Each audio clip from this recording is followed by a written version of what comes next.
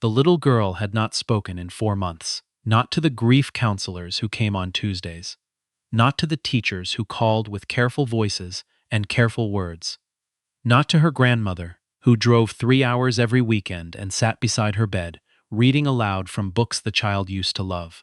Not to anyone. Her name was Poppy.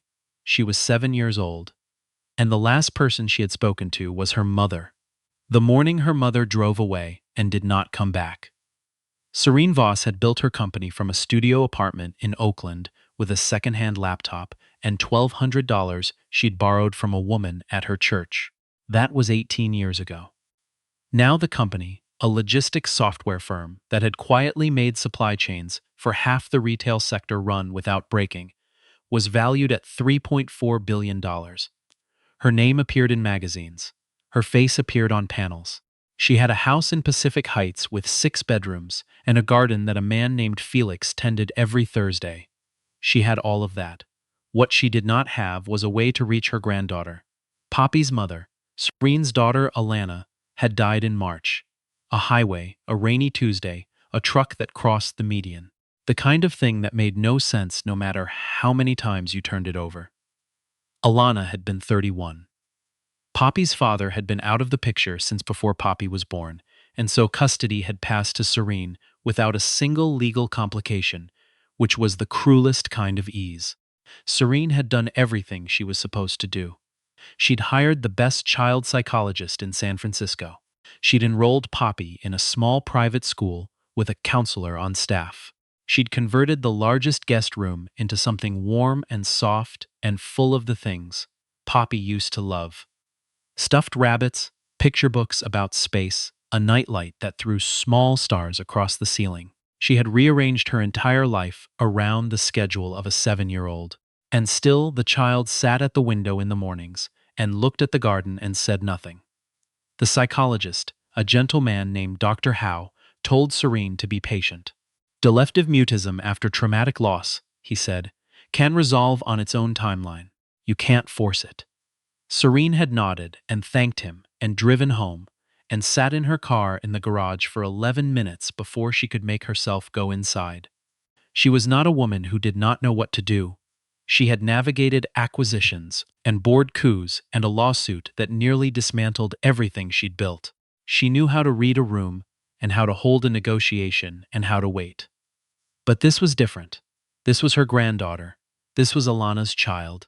And every morning Poppy came down the stairs and ate her cereal quietly and looked at Serene with eyes that held something so unreachable it made Serene's chest ache in a way she had no word for.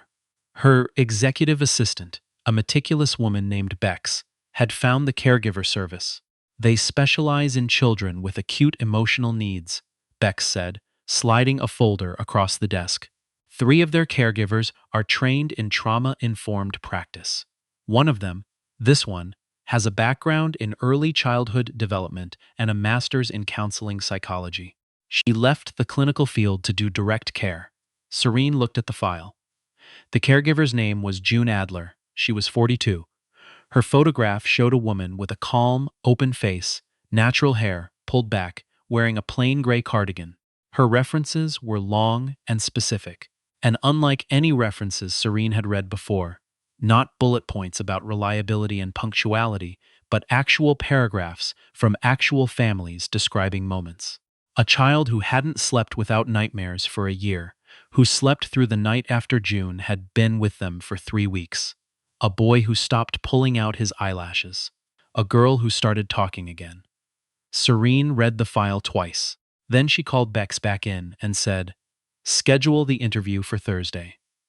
June Adler arrived 12 minutes early, which Serene noticed. She sat in the front hall waiting room, not on her phone, not checking anything, just sitting with her hands folded in her lap, looking at the painting on the wall. It was one of Alana's paintings, a blue field with a single orange bird. Serene watched June through the hallway camera for a moment before coming down, and in that moment, something in the way June looked at the painting, quietly, without performing anything, made Serene think, maybe. The interview lasted an hour. Serene asked hard questions. She always asked hard questions. It was how she'd hired everyone who'd ever built anything with her. She asked June about her clinical background, why she'd left. She asked what June believed happened in children who stopped speaking. She asked what June would do if Poppy refused to engage at all. She asked what June would not do. June answered without rushing. Her voice was even and unperformed. When she talked about children who'd gone silent, she didn't use clinical language. She said, "Grief makes sense to the body even when nothing else does. Sometimes not speaking is the only thing a child can control. You don't take that away. You just make sure they know the door is open." Serene asked if June had read Poppy's file, the summary Bex had sent over. "I did," June said. "And?" June was quiet for a moment, not searching for the right answer, just letting herself say an honest one. "She's protecting something," June said. "I don't know what yet.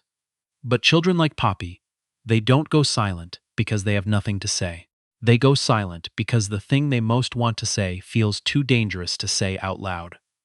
Serene looked at her for a long moment. "When can you start?" she said. June began on a Monday. She came at 7 before Poppy was fully awake, and Serene introduced them in the kitchen over toast. Poppy looked at June with her steady, unreadable eyes, and June said, "Good morning," and did not say anything else. She did not try to be warm in a performative way. She did not crouch down or make her voice small and syrupy.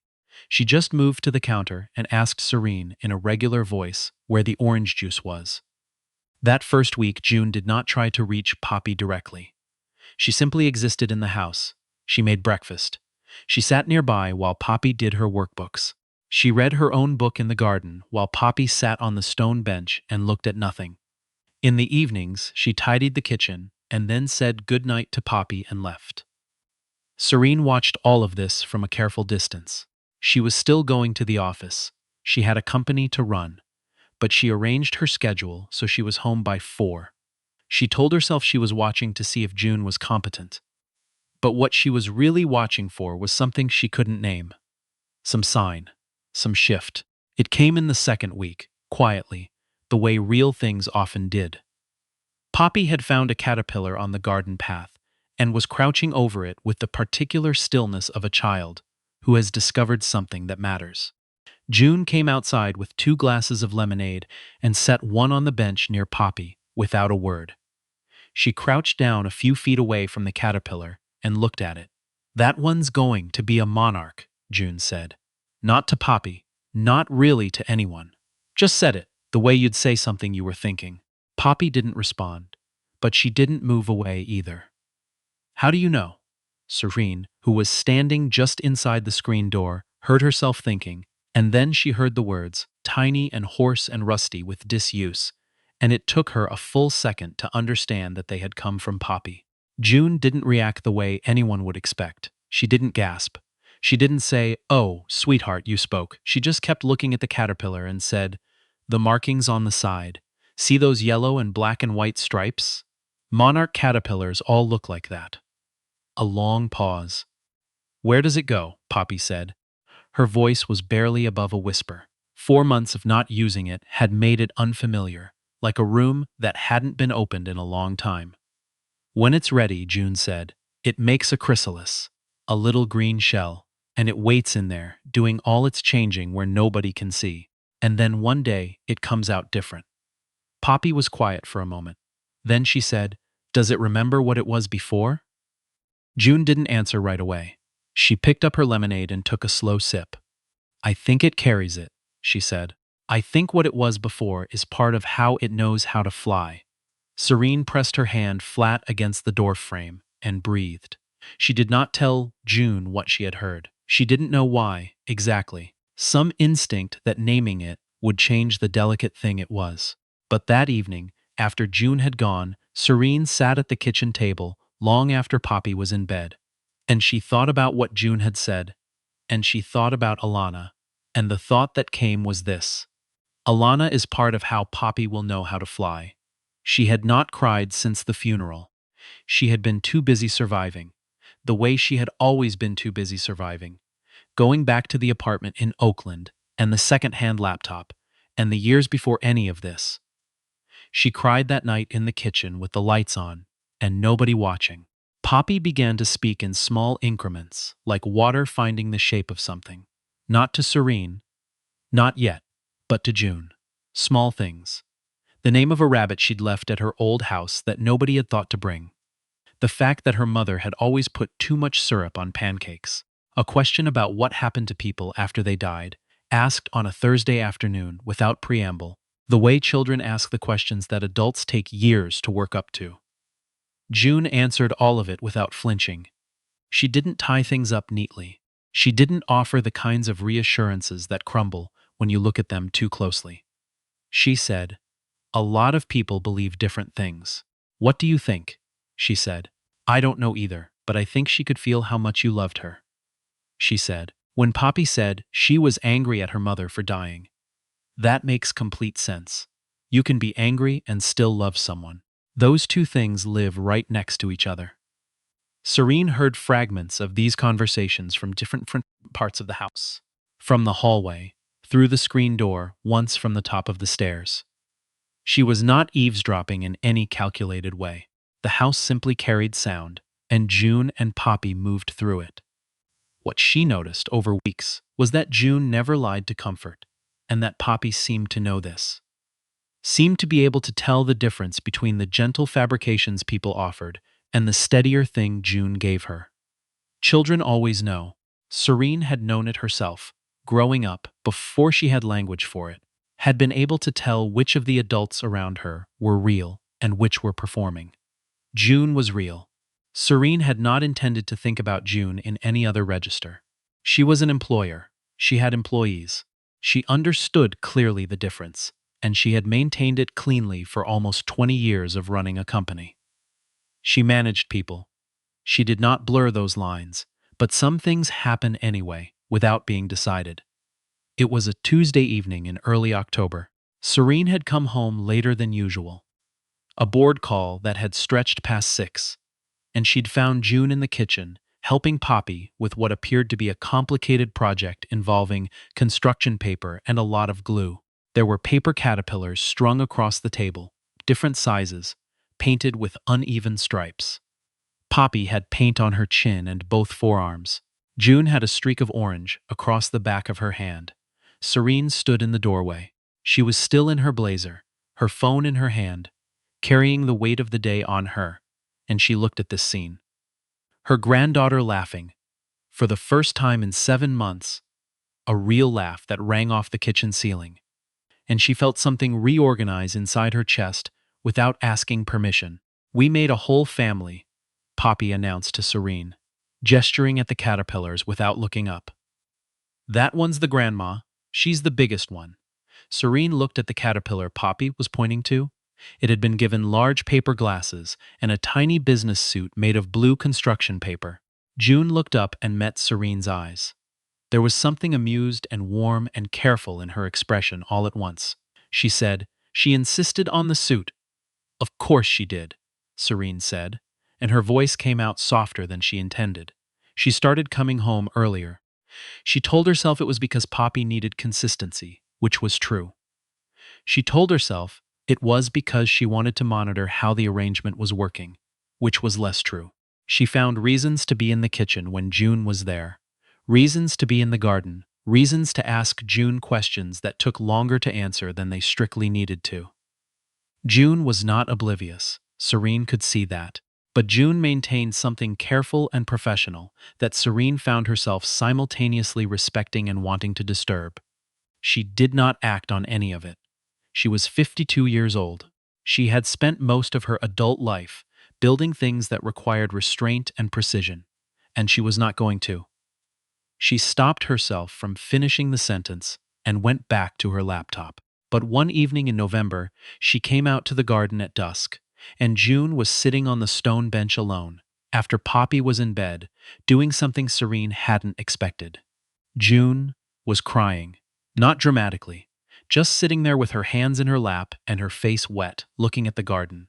Serene stopped. She almost retreated, but something, whatever thing it was, that had made her a billionaire, and also made her terrible at letting things be when they needed attending, made her walk over and sit down on the bench.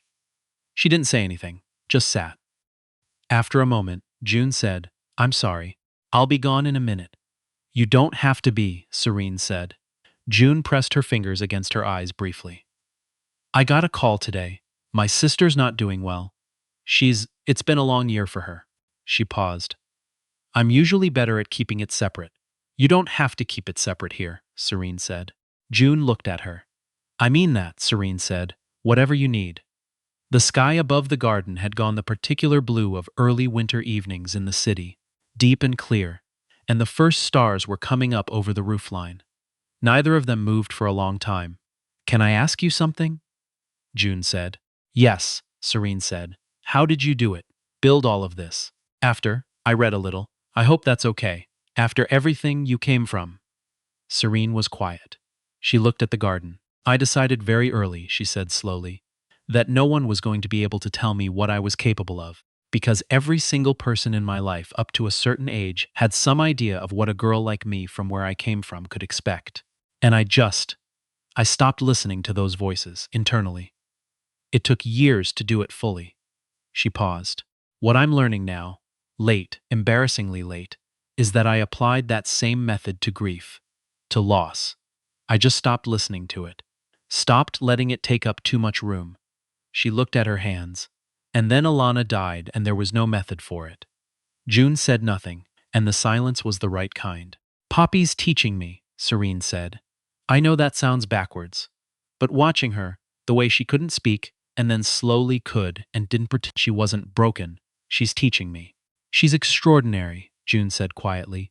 She is, Serene said. She has her mother in her. She felt the familiar tightening and let it happen without fighting it, and that was something she hadn't done before.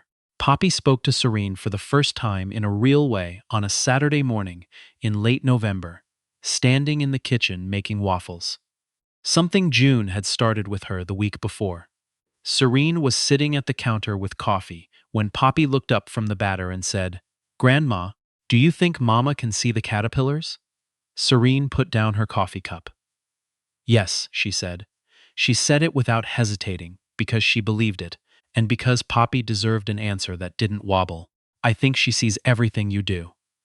Poppy nodded seriously, the way children do when they've received information they needed.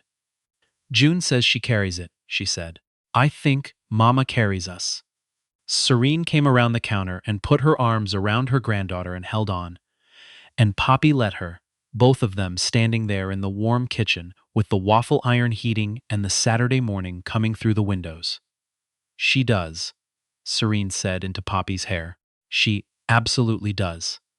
It was December before anything shifted between Serene and June, and it shifted without a plan.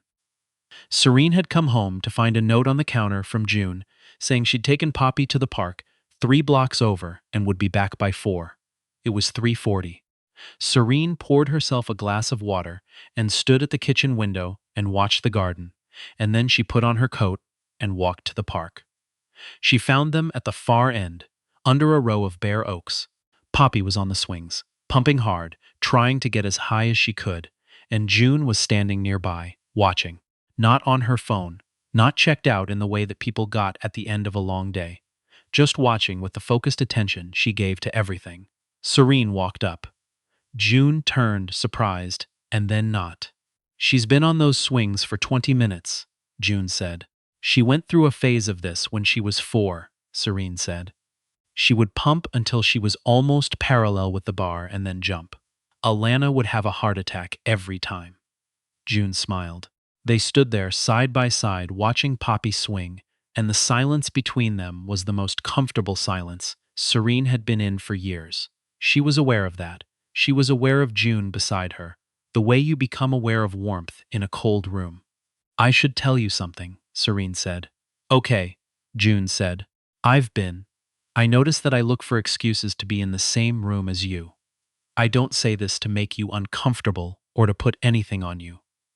You work for me, and I want to be clear that nothing changes regardless of what you say. But I think you should know, because you're the kind of person who notices things, and I'd rather be honest than have you wondering if you're imagining it. June was quiet for a moment. A long enough moment that Serene had time to regret it and accept it and move past it. I'm not imagining anything, June said. Serene looked at her. I just didn't know what to do with it, June said. I thought you were being kind or professional, the way you are about things. I'm kind, Serene said. That part's true, but it isn't why. June looked back at Poppy on the swing, and her expression was the same expression it always was. Open, careful, warm. She said, I don't know what the right thing to do is. You employ me. I know, Serene said. I'm not asking you to figure that out right now. I just needed to not be carrying it silently anymore. June nodded slowly. Okay, she said. Then, thank you for being honest. I learned it late, Serene said. I'm practicing. She did not expect the conversation in the garden 2 weeks later. She had not been building toward it. She had genuinely meant what she said, that she was not asking June to figure anything out, that she had simply needed to say the thing. But June found her in the garden on a Sunday evening, after Poppy was asleep, and sat down across from her on the iron chairs Serene had bought 3 summers ago when she'd had some idea about spending more time outside. I've been thinking, June said. Serene waited. I've worked for a lot of families, June said. And I keep a very clean line because I have to, because the families are in hard places, and I'm there to help, not to complicate. And I've always been able to keep it. She was quiet for a moment. I can't keep it cleanly here, she said. I want to be honest with you about that, because you were honest with me. The garden around them was cold and still, the winter quiet settling in. A neighbor's light came on over the fence line, a warm yellow square. I don't want to make things complicated for Poppy, June said. That matters more to me than anything else. She's just beginning to come back. I won't do anything that risks that. Agreed, Serene said immediately. And I need to think about what it would mean to stay in her life, in your life, as something other than what I am now. I need to think about it carefully. I would not want you to do anything else, Serene said. June looked at her. In the faint light from the house, the expression on her face was something Serene didn't have a word for, and she found she was at peace with not having a word for it. Some things didn't need language right away. Okay, June said. Okay, Serene said.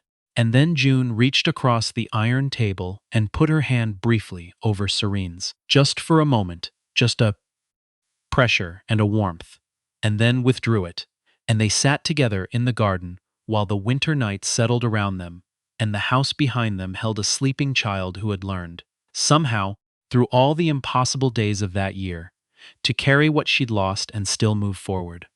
The lights were on inside, the stars were out, and in the small hours of that December night, something that had been very slowly building found the shape it had been looking for, and rested there, quiet and alive, the way things do when they are finally allowed to be.